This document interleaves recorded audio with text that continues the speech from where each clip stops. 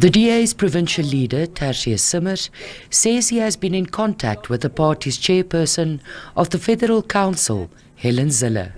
This after the Police Commercial Crimes Unit descended on the municipality's offices as part of an ongoing investigation into alleged fraud in the construction industry.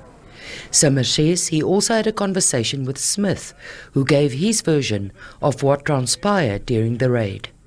The document which they showed to his office staff were quite unclear, to be quite honest. They just took random cell phones, laptops, documentation.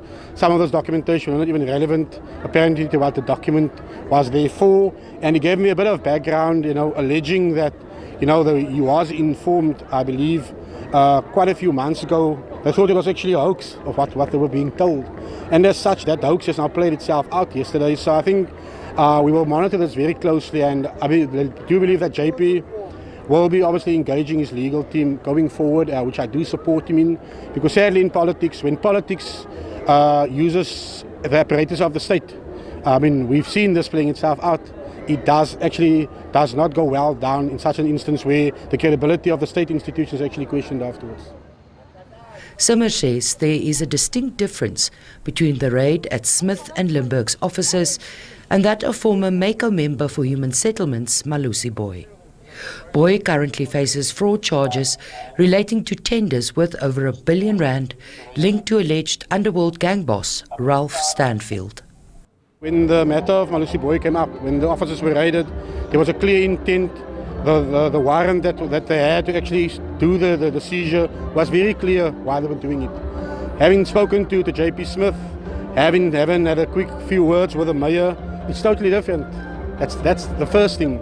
The second thing is the possibility of political initiatives actually driving this is what is massively concerning the party as a whole, given JP's portfolio, given how long he's been in that portfolio, and given his core role in terms of safety and security in the city of Cape Town.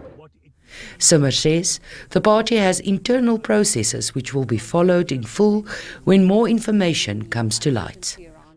As a dear Western Cape leader, until such time that we have the real facts of what's busy happening, why they did what they did, why the type of seizure was executed yesterday, we support JP Smith but also Xanthea Limberg in this fully. Because in the party, we do believe that you're innocent until proven guilty. And as such, that principle even accounts for my colleague JP Smith and Xanthea Limberg. Meanwhile, opposition parties in the city have called for the removal of both Smith and Limberg, urging that the investigation must take place unhindered.